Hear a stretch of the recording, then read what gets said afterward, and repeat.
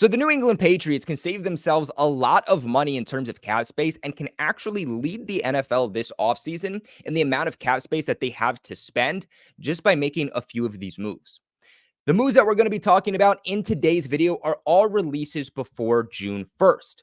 Now, why are we talking about releases before June 1st? Because we're specifically talking about how they can have the most maximum amount of money to spend in free agency. The Pats currently have about the fourth most cap space according to Over the Cap out of all NFL teams this offseason, with about $66 million. That's going to be behind the Commanders, the Titans, and the Bears. But if the Patriots make these moves, like I said, they will have the most amount of cap space, and it's really not even close amongst all of these teams. Now, interestingly enough, Miguel Benzing at PassCap on Twitter, who does the absolute best work in terms of Patriots cap space and just spending in general, has the Patriots at about $69 million. So the Patriots should be at between $66 to $69 million. We should get that official number as we inch closer to the start of the new league year on, I want to say, March 13th. Now, if you guys would like to see a part 2 of this video on how they can free themselves up some cap space if they restructure contracts or if they make some trades, then make sure you guys let me know in the comment section below, because like I said, this video is strictly amongst players that they only need to cut before June. So the first guy that we are going to talk about as a cap casualty for New England that they need to cut, and it's actually been rumored over the last week that they will look to move on from, is cornerback J.C. Jackson. Now, we all know J.C. Jackson. We love J.C. Jackson, former UDFA by the Patriots. I want to say back in 2018, was one of the best ball hawks on a year-to-year basis in the NFL, which got him a big lucrative contract with the Chargers. Ultimately, didn't work out. He pretty much instantaneously got injured, and that injury plagued really the rest of his career. And right before the trade deadline in this past season, the Patriots decided to call up the Chargers because they had a lot of injury deficiencies in their secondary and said, you know what, let's swap some picks, send JC Jackson back here, and we'll see if we can get the best out of him. It looked like it was starting to go well for the Patriots. And then as each game went on, when J.C. Jackson was essentially asked to be the Patriots' #1 cornerback, that's when all hell just broke loose. Towards the end of the season, J.C. Jackson ended up getting benched because of poor play. Then that kind of led to him dealing with some mental health struggles in which he didn't play the end of the season for the Patriots. And now we're at a situation where he's under contract. The Patriots can release him with zero dead money, and it seems like a no-brainer. With that being said, New England can free up $14.3 million alone by just releasing J.C. Jackson. If they do so, that will get them to about the $80 million mark, which in itself, with just this one move, would put the Patriots with the most cap space amongst all NFL teams. Now, I will say, too, it is rumored that when they do end up releasing J.C. Jackson, that they are still interested in bringing him back, obviously just on a much lower contract. I'm not necessarily against bringing J.C. Jackson back as kind of a roster body, see if you can get the best out of him with a full offseason under his belt back here in New England. But at the end of the day, I think he's just shot. He's gotten older. He's dealt with a season-ending injury that he was never able to bounce back from. And playing cornerback is very important in terms of your mental state. You have to be confident. You can't be overthinking. And unfortunately, J.C. Jackson, with where his mental health is at, is going to be doing that. I just think the day and age where J.C. was one of the best cornerbacks in the league, those days are just unfortunately over. And I know some people might throw out the idea, well, Gonzo's coming back. He's going to be our cornerback one, which means J.C. won't have to guard the best wide receiver on opposing teams every single week. To which I'll say, you know what? With $14.3 million, go throw that money at a guy who can be a cornerback one for you. And now you have a great 1-2 punch of Gonzo and another cornerback one caliber player. Now, moving on here, the New England Patriots are cutting another defensive player here with really their only true nose tackle on this defense with Devonta Goda. Now, by cutting Devonta Goda, the Patriots can free up about $8.3 million while only taking on a dead cap hit of about $3.5 million. This was a signing that they made back in 2021 and then immediately gave him another 2-year contract extension where he was averaging about roughly $10 million per year, and his play never lived up to the extension he got. And this past year was one of the worst graded defensive tackles in football, especially to start the year, because he kind of picked it up as the second half of the season progressed. But for the majority of the season, was one of the worst graded defensive tackles in the entire National Football. This past season, Godchow put up an overall PFF grade of 50.2, a run defensive grade of 51.6, and a pass rush grade of 50. Now, in his defense, he did have 36 solo tackles, which was ranked 16th in the league. He had 20 assisted tackles, which was ranked 5th in the league. But when a guy is not performing well against the run and can't get to the quarterback, what is the point in paying him the amount of money that the Patriots? I mean, 0 forced fumbles, 23 total stops, 0 sacks, 7 hurries, 0 quarterback hits, and 7 total pressures. That's what he had in his repertoire this past season. And you know what? The Patriots have a true defensive tackle in Christian Barmore that deserves a contract extension this offseason, in which that's one of the biggest priorities that the Patriots should get done this offseason is extending Christian Barmore.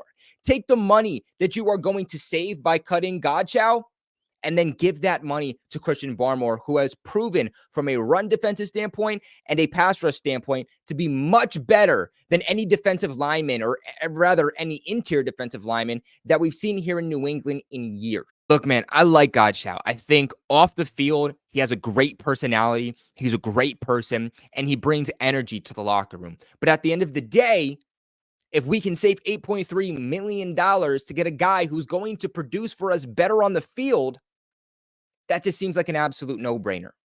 And if we cut Godchow and he wants to come back for a contract that is significantly less, then okay. But there are better true nose tackles that the Patriots can go and get that are going to serve a much more important role on. Now, guys, real quick, gotta stop the video and give a massive shout out to the sponsors of not just this video, but the sponsors who helped make this channel what it was for the entire 2023 season. Those are my buddies over at BetUS. Whether it's your boy Patriots Global, or whether that's some of your other favorite YouTubers, whether that's the guys that I work with over at Roundtable Sports, or when you see me featured on the AFC East Roundtable, we all use BetUS because there's truly no better place to bet on all of your favorite sports. You look at really the opportunities too that you can place with BetUS.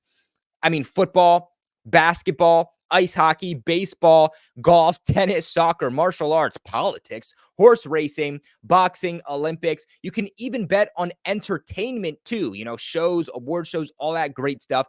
Absolutely absurd. And it's available in all 50 states. So it doesn't matter where you are, you'll be able to bet with BetUS. And right now, you guys can get a 125% sign-up bonus, not just on your first deposit, but you can get a 125% sign-up bonus right now, an exclusive offer on your first 3 deposits with BetUS when you guys use the link in the description box below and also pinned in the comment section below. It also significantly helps out the channel when you guys support the sponsors that are supporting the channel. It's completely free to sign up for BetUS. Go ahead, sign up and see what all of the hype is about. And for all of us NFL fans that unfortunately can't bet on NFL games right now, there is something that we can bet on, and that is Super Bowl 59. Right now, you guys can already bet on who is going to be the winner, with the San Francisco 49ers at plus 600 already being the favorites.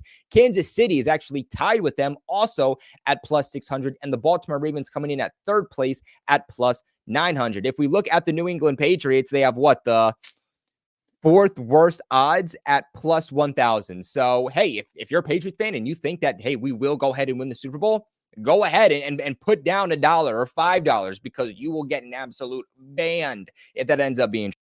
As always, though, guys, make sure you play responsibly. But again, thank you to BetUS for sponsoring the channel, and go ahead and get your 125% sign-up bonus.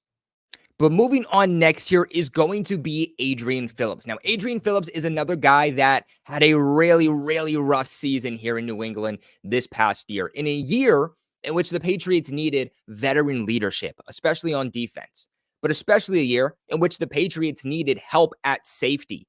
And Adrien Phillips was a guy that a lot of us expected to be able to step up, and really did the exact opposite as he just completely depleted himself. Now, Phillips was a great signing by the Patriots back in 2020, where they signed him to a 2-year contract, and we all thought, hey, he had a Pro Bowl with the Chargers as a special teamer. So, hey, it's a great move for special teams. But no, he was an immediate contributor to defense and a big reason that the defense had as much success as it's had over the last few years. This past season, though, an overall PFF grade of 46.5, a run defensive grade of 64.3, a pass rush grade of 39.5, and a coverage grade of 45.3. He's a guy in really all phases has just slowed down, and that's because of age. It's because of injury problems, which have also plagued him over the last few years from playing a full.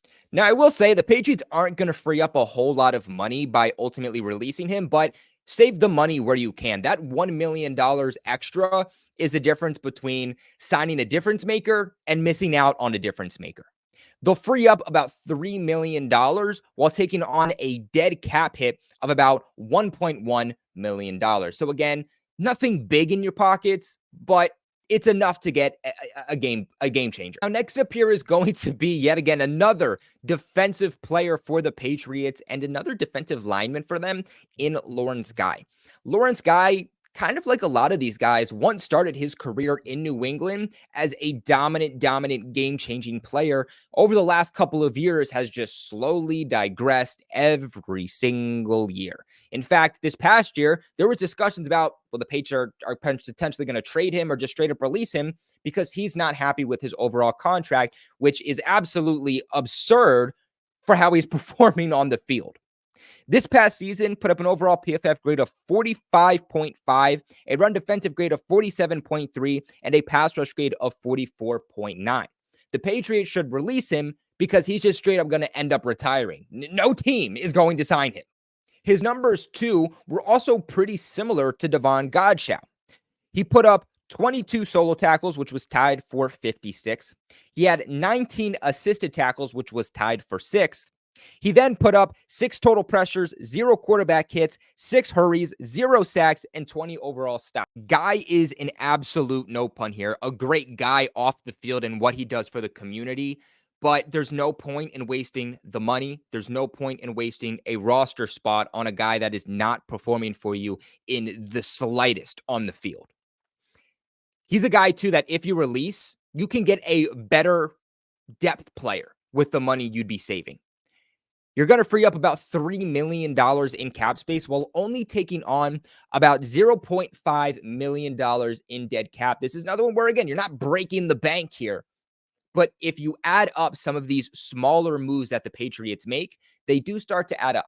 I mean, I'd rather cut Devonta Goda and Lawrence Guy and spend that $10, $11 million on another interior defensive lineman to place next to Christian Barmore that is going to come in and actually make a difference on the field.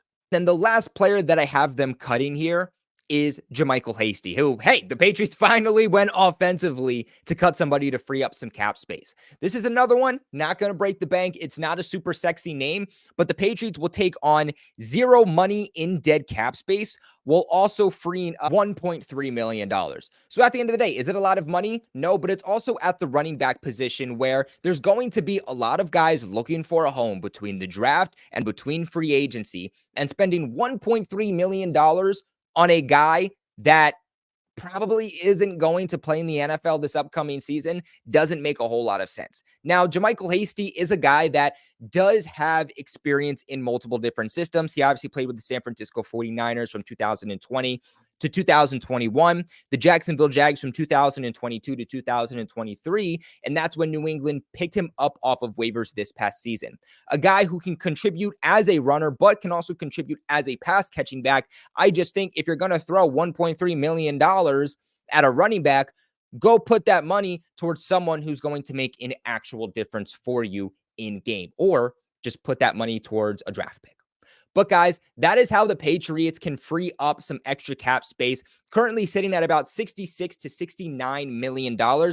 They make these moves alone, and they're upwards to about $85 to $90 million in cap space, which would lead the league, and it's really not even close. The Patriots are one of the teams that have spent the least amount of cap space over the last few years, and they're also under the amount of cap space that you are required to spend according to the NFL. So they have cash to burn. They're going to need to burn it. This is a pretty good free agency class. You might as well free up some extra space and go ahead and really make a difference on this roster.